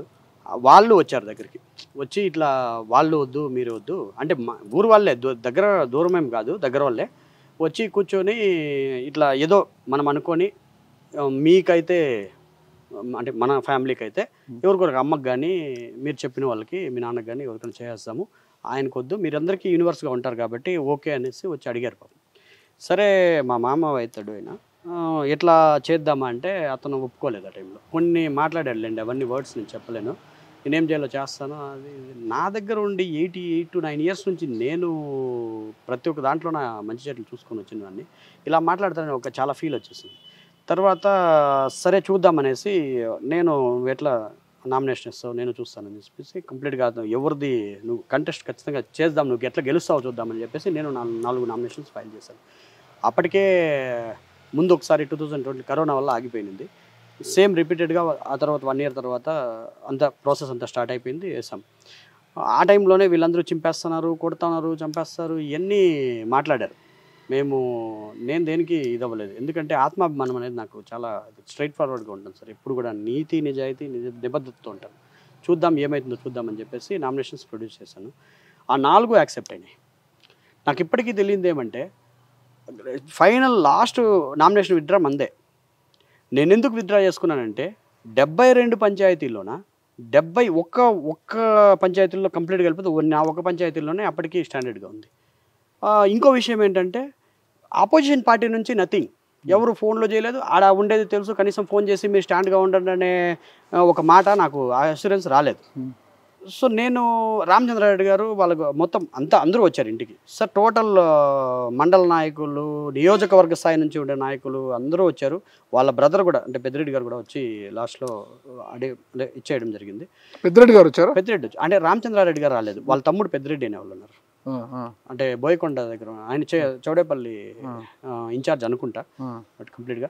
సో వాళ్ళు కంప్లీట్గా ఆయన దగ్గర నుంచి ఫోన్ చేయించి మీకు ఒకటే అష్యూరెన్స్ ఇస్తున్నాను, ఈ పంచాయతీ కనుక మీకు కావాలంటే ఖచ్చితంగా ఇస్తాం, ఇబ్బంది ఏం లేదు, కాకపోతే పలాని పర్సన్కి నేను మాట ఇచ్చాను, ఈ ఒక్కదానికోసము మన మధ్యలో అవసరమా అనే టైప్లో ఆయన అడిగాడు ఒక మాట. అంత పెద్ద మనిషి ఫోన్ చేసి ఒక మాట మాట్లాడి నాకు ఒక్కడన్నా ఇప్పుడు బీరాలు పలుకుతుండే వాళ్ళు ఒక్కడ కూడా నిలబడలేడు కదా సార్ ఆ రోజు. మరి నేను నిలబడ్డాను ఆ రోజు, నాతో పాటే వచ్చి ఇంకో 10 మంది నిలబడేది, ఫైట్ చేసేవాడిని. అంటే రామచంద్ర రెడ్డి గారికి భయపడి మీరు వదులుకున్నారా? ఎలా భయపడతాం సార్? సార్ చెప్పినంత మాత్రం ఎందుకు విత్డ్రా చేసుకున్నారు? సిస్టమ్ కంప్లీట్ గా వన్ సైడ్ పోతాం సార్. ఇప్పుడు అదే చెప్పాను, కరెక్ట్ గా ప్లాట్ఫామ్ అనేది ఇంపార్టెంట్ సార్. ఇండివిజువల్ గా వేణుగోపాల్ రెడ్డి ఫైట్ చేయలేడు. సరే నా బలం ఏదో కొంతవరకు కొంతమేర ఉండొచ్చు, కానీ వేరే పార్టీ బలం తోడైతేనే మనం ఏమన్నా చేయగలం, లేదంటే ఏమీ చేయలేం. ఇప్పుడు అలాంటిది అపోజిషన్ పార్టీస్ ఒక్కటి కూడా నాతో రాలేదు, బట్ నేను ఒక్కడ ఎందుకు ఫైట్ చేయాలి? అందుకు విత్డ్రా చేశాను. చేసిన తర్వాత కూడా ఆయన వేరే అష్యూరెన్స్ ఇచ్చారు, మీరు రండి కలవండి, భవిష్యత్తులో ఎమ్మెల్సీ ఇస్తాం మా పార్టీ అవంతా చెప్పలేదు సార్. మీరు రండి కలవండి, మీకు ఏం కావాలో నేను చేయిస్తాను. వేణుగోపాల్ రెడ్డి వస్తే తుకారం అని వాళ్ళ తెలుసు, ఆయనకి డైరెక్ట్గా ఎప్పుడైనా వేణుగోపాల్ రెడ్డి ఫోన్ చేస్తే నువ్వు డైరెక్ట్గా తీసుకుని వచ్చేసి అని చెప్పాడు. బట్ ఇంతవరకు సార్ నేను ఏ రోజు వెళ్ళలేదు. ఆయన అంత అష్యూరెన్స్ ఇచ్చినా కూడా నేను నా పల్లెకి ఏం చేయాలనుకుంటున్నానో ఖచ్చితంగా చేసుకుని వస్తాను. ఇంతవరకు నేను ఇది చేయమని ఎవరిని అడగలేదు, నా వల్ల అయితే నేను చేసుకొని పోతాను. నేనేమైతే పల్లెకి చేయాలనుకుంటున్నానో పండుగ పల్లెల్లో డెవలప్మెంట్స్ చేసుకోవాలని అనుకుంటున్నాను. డెవలప్మెంట్ అయిందా? డెవలప్మెంట్స్ ఇప్పుడు వాళ్ళ అథారిటీ ఉంది కదా సార్, నేనేం చేయగలను? మీ సొంతంగా మా సొంతంగా సొంతంగా చేయగలిగా నేను చేసుకొని వెళ్తున్నాను. ఇప్పుడు టెంపుల్స్ డెవలప్మెంట్స్ ఉన్నాయి, మన టెంపుల్స్ వరకు ఎవరు వచ్చి డొనేషన్ అడిగినా ఇస్తున్నాము. ప్రతి ఒక్క ఎవరైనా ఇంట్లో పెళ్ళి ఏమన్నా డెత్ ఇలాంటివి అయితే ఇంటి దగ్గరకు వస్తున్నారో వాళ్ళకి ఫైనాన్షియల్గా హెల్ప్ చేస్తున్నాను. ఇంక దానికంటే ఇంక నేనేం చేయగలను? సిస్టమ్ వాళ్ళ చేతుల్లో ఉంది కదా. అసలు మనకు వేణుగోపాల్ రెడ్డి గారికి నారక్క గారు వేణుగోపాల్ రెడ్డి విపరీతమైన ప్రచార యావా, ఎక్కడ పోయినా ప్రచారం కోరుకుంటాడు. ఎక్కడ గ్రామాలకు వెళ్ళిన సోషల్ మీడియా వెంటే పెట్టుకొని పోతారు, వీడియోలు తీయించుకోవడం, ఫోటోలు దిగడము, ఇదంతా కూడా సెట్టింగ్ మాస్టరు అని చెప్తుంటారు. Yes correct. ఎందుకంటే నేను ప్రతి ఒక్కటి పోస్ట్ చేస్తా ఉంటుంది. ఏ విషయం అంటే ఒకటే ఒక కన్సర్న్ సార్, మనం చేసే చెడు ఎవరికి చెప్పాల్సిన పని లేదు, మంచి ప్రతి ఒక్కరికి తెలియాలా. అది చూసి సోషల్ రెస్పాన్సిబిలిటీ ఉండేవాళ్ళు చాలామంది ఉన్నారు సార్. ధనవంతులు ప్రతి ఒక్కరూ చెడ్డోళ్ళేం కాదు, ప్రతి ఒక్కరికి సొంత ఊరికి ఏదో చేయాలనే ఒక యావ ఉంటుంది, కానీ దానికి కరెక్ట్ ప్లాట్ఫామ్ దొరకట్లే వాళ్ళకి. ప్రతి ఒక్కరూ నేను ఇంకా కంప్లీట్గా నేను చేసేది వదిలేసి ఇక్కడ వచ్చి సర్వీస్ చేస్తానంటే ఎవరి వల్ల కాదు కదా సార్. ఏదో వీకెండ్ ఇట్లా ఒక్కొక్క రోజు 2 రోజులు ఉంటాము, ఎవరైనా చేసే వాళ్ళకి హెల్ప్ చేస్తామంటే ఖచ్చితంగా మనం ఏం చేస్తున్నామో జనాలకు తెలియాలి కదా sir. That is the call social media, whatever it is, that is the platform to expose what we're doing. Main concern మంచి చేసేది 10 మందికి తెలియాలి. నేను ఆ ఉద్దేశంతోనే వెళ్తున్నాను సార్. నేను సినిమాటిక్ చేయాలనుకుంటే నాకంటే ఎక్కువ చేసేవాడు ఎవడో ఉన్నాడు ఇక్కడ. పొలిటికల్గా అంత నాలెడ్జ్ ఉంది నాకు, నేను ఇక్కడ లోకల్. కాకపోతే అవి ఎప్పుడు చేయం సార్. నేను ఎప్పుడు సొసైటీ సర్వీస్ చేయాలనే కోరుకుంటాను, సొసైటీ బాగుండాలని, మంచి సాంప్రదాయబద్ధంగా ప్రతి కుటుంబం ఉండాలని, ప్రతి కుటుంబంలో కనీసం ఏదో ఇప్పుడు ఊర్లో 100 కుటుంబాలు ఉంటే 100 తెలుసుకోవాలన్నారు, ఒక 2 కుటుంబాలు వేణుగోపాల్ రెడ్డి మాకు సహాయపడ్డాడు అని అనుకుంటే చాలు సార్, మన జీవితం సార్థకమవుతుంది. దానికోసమే నేను ఈ సర్వీసెస్ ఎక్కువ వెళ్తున్నాను. ఆ రోజు పంచాయతీలు మీరు చెప్పిన మాట నా చెవుల్లో మా వాళ్ళే అన్నారు, పెద్దిరెడ్డి మిమ్మల్ని భయపెట్టిచ్చేసాడు అని. ఈరోజు కూడా మీడియా ముఖంగా పక్కాగా చెప్తున్నాను, రామచంద్రారెడ్డి గారు ఆ రోజు నన్ను థ్రెటన్ చేయలేదు. నాకు ఈవెన్ ఆయన చేయాలనుకుంటే ఎన్నో చేసి ఉండొచ్చు, బట్ కాకపోతే నేను ఇంతవరకు వాళ్ళ సైడ్ నుంచి ఎప్పుడు చిన్నవి సార్, అది ఆయనకు తెలుసో తెలీదు, నాకు తెలీదు. మీరు రెడ్డి సమాజ వర్గానికి చెందినవారు కదా? అవును సార్. మరి రెడ్డి సమాజ వర్గం అంతా వైసీపీలోనే ఎక్కువగా ఉంటుంది కదా, మరి వైసీపీలో ఇప్పుడు టీడీపీలో రెడ్డి సామాజిక వర్గం లేదా? తక్కువ కదా ఉండేది. తక్కువేం లేదు. మీ దగ్గర కమ్మ సమాజ వర్గం తక్కువ ఎలా ఉంటుందో వాళ్ళ దగ్గర రెడ్డి సమాజ వర్గం చాలా అరుదుగా ఉంటుంది. అలా అంటే ఇప్పుడు వైసీపీలో సీట్స్ అలాట్ చేస్తున్నది మొత్తం ఎస్సీ ఎస్టీలకి ఇస్తున్నారు. మీరు పెద్దిరెడ్డి గారికి ఇంత భజన కొడుతున్నారు, ఇంత బాగా అవుతున్నారు, భజన లేదంటారా? భజన కాదు సార్, ఇది నా ఆవేదన మీకు అర్థం కావట్లేదు.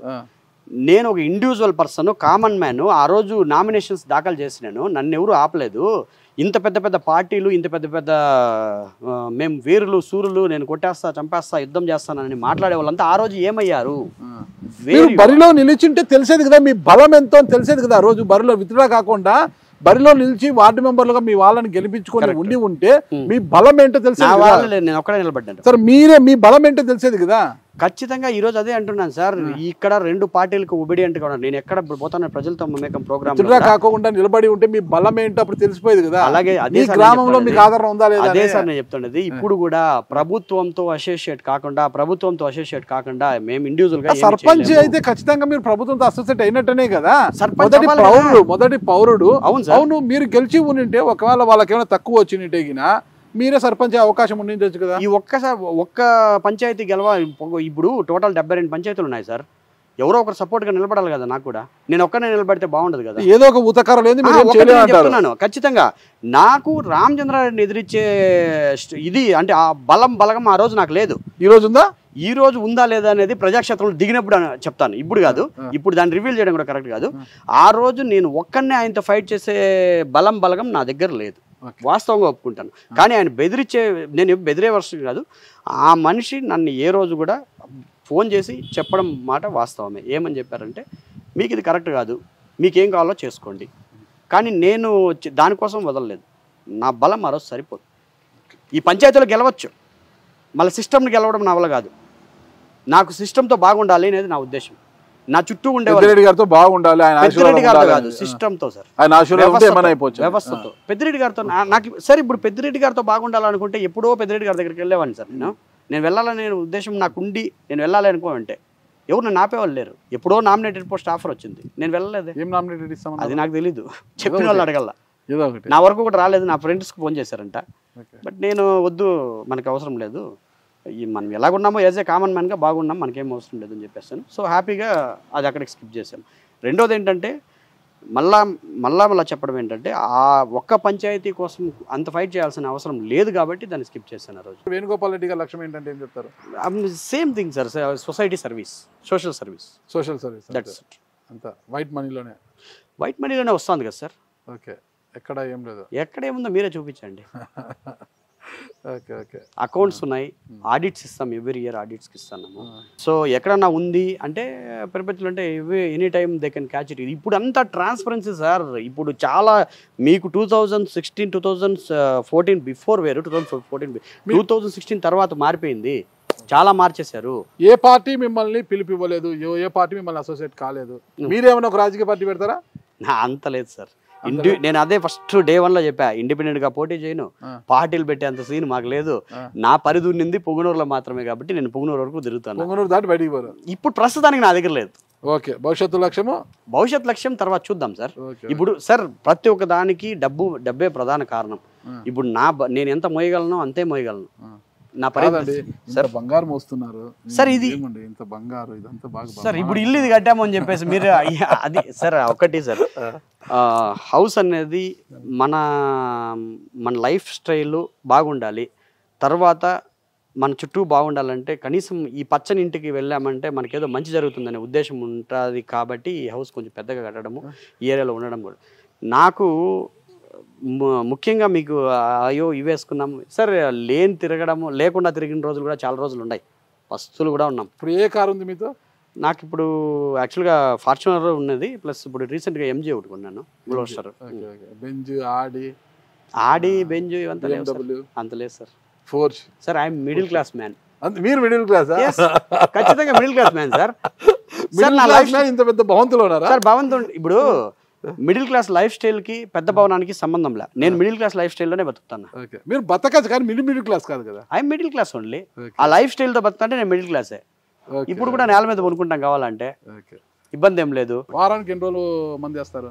నేను మంది వేసేది ఏంటంటే మీరు ఎన్నిసార్లు వేస్తారు సార్? నాకు అలవాట్లేదు సార్. అంతేనా? అంతే సార్. సార్ ప్రతి ఒక్క దానికి ఇప్పుడు భోజనము, మందు, ఇంకొకటి ఇవంతా లైఫ్ స్టైల్లో ఒక భాగం అంతే సార్. అది మీకు అలవాట్లేదు భాగం ఎందుకు? నేను నాకని చెప్పట్లేదు, ప్రతి ఒక్కరికి చెప్తున్నాము. ఇప్పుడు తీసుకునే ఏ ఇనిషియేషన్ మీరు తీసుకున్నా అది మీ లైఫ్ స్టైల్కి మీకు హార్ట్ఫుల్గా ఉంటే మీరు ఏదైనా తీసుకోవచ్చు, లేనప్పుడు నాకు వద్దు అని పక్కన పెట్టారు. ఈ సమాజానికి వేణుగోపాల్ రెడ్డి గారు ఇచ్చే సందేశం ఏంటి అసలుకి? సార్ సొసైటీకి యాక్చువల్గా సిస్టమ్ అంతా బాగుంది సార్. ఇప్పుడు ప్రతి ఒక్కరు ఆలోచించేది ఏంటంటే ఆధునీకరణకు వెళ్ళాలి, ఇంప్రూవ్మెంట్ జరగాలి. ప్రతి ఒక్క ఫ్యామిలీలోన ఈ రోజు ఉన్న పరిస్థితులు అంటే ఈరోజు నేను గంజి తాగితే రేపు కనీసం సద్దనం తినేలాగా కొంచెం ఇంప్రూవ్మెంట్ అనేది జరగాలి.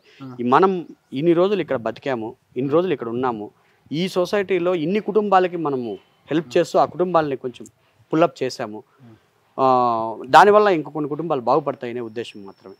ఖచ్చితంగా ఆ థాట్ మీదనే మేము ముందరికి వెళ్తాను. రోజు జిమ్ అది చేస్తుంటారా సార్? వీక్లీ 4 days చేస్తాం sir. Weekly 4 days confirm. Habits ఎలా ఉంటాయి? ఫుడ్ హ్యాబిట్స్ సంగటి, మధ్యాహ్నం సంగటి బాగా తింటాను. నైట్ కూడా వాళ్ళు చేస్తే సంగటి తింటాను, లేకపోతే ఒక రైస్ 2 చపాతీలు. వాళ్ళు చేస్తే అంటే ఇంట్లో వాళ్ళు సార్. ఇంట్లో వాళ్ళ? అవును, వాళ్ళు చేస్తే అంటే ఇంకా బయట తిరుగుతూ ఉంటాము. బయట తిరిగినప్పుడు ఏమైనా తీసుకుంటాను, ఇబ్బంది ఏం లేదు. రోటీ దొరికిన రోటీ తింటాను, పుల్కాలు దొరికిన పుల్కాలు తింటాను. Non veg officially non veg తీసుకుంటాను. వీక్లో 4 days నాన్ వెజ్ తీసుకుంటాను, 3 days తీసుకోను. మటన్, చికెన్ ఏదైనా ఓకే, ఫిష్, రొయ్యలు ఏవైనా తింటాను. భవిష్యత్తులో ఖచ్చితంగా నేను ఇది కావాలని ఏమన్నా టార్గెట్ ఉందా? భవిష్యత్తులో కావాలి అంటే ఇప్పుడు ఆల్రెడీ నేను అనుకున్న గోల్స్ అచీవ్ అయిపోయినాయి సార్. ఇంకేం లేదు, మిగిలి ఉంది. నాకు ప్రస్తుతానికి మిగిలి ఉండేది పిల్లల్ని పెంచడము, బాధ్యతగా పెంచడం, వాళ్ళకి మంచి లైఫ్ ఇవ్వడము, నా తల్లిదండ్రులను హ్యాపీగా చూసుకోవడము, వాళ్ళకి ఏ ప్రాబ్లం లేకుండా. Next 3rd one society service. గవర్నమెంట్తో అసోసియేట్ అయ్యి పనిచేయాలని ఉంది, కానీ అధికారాన్ని పంచుకోవాలనైతే లేదు. అధికారం పంచుకునే అవకాశం వస్తే ఖచ్చితంగా పంచుకుంటాను. ఓకే, అది నాకు కరెక్ట్ అయిన ప్లాట్ఫామ్ దొరకల్లా. ఇప్పటికే ఒక కన్క్లూషన్కి వచ్చాను, దగ్గరలో ప్రకటిస్తాను. బట్ ఇప్పుడు దగ్గరలో ఫిబ్రవరి 22 నోటిఫికేషన్ వస్తూ ఉంది మోస్ట్లీ. ఆ లోపల చూస్తే చూద్దాం, లేదంటే ఈ ఎలక్షన్స్ కూడా నాకు నెసెసిటీ లేదు. We can skip and we can proceed మళ్ళీ 2029 ఉంటాము. ఏం చేస్తాము అది ఫర్దర్ ప్లాన్ సార్. ప్రస్తుతానికి నెక్స్ట్ మనం చేసే సోషల్ సర్వీస్ని పెంచుకుంటూ వెళ్తాం అంతే. ఓకే వేణుగోపాల్ రెడ్డి గారు, చూద్దాం త్వరలోనే మీ ప్రకటన ఏది ఉండబోతుందో. దానికోసం మేము కూడా ఎదురు చూస్తున్నాం. ప్రకటన వచ్చిన తర్వాత మళ్ళీ ఒకసారి మనం కలుద్దాము ఖచ్చితంగా. ఎందుకు ఆ నిర్ణయం తీసుకున్నారు, అటువైపు ఎందుకు వెళ్లాల్సి వచ్చింది అనేది ఖచ్చితంగా చెప్తాను. ఓకే, థ్యాంక్ యూ అండి. Thank you. Good luck.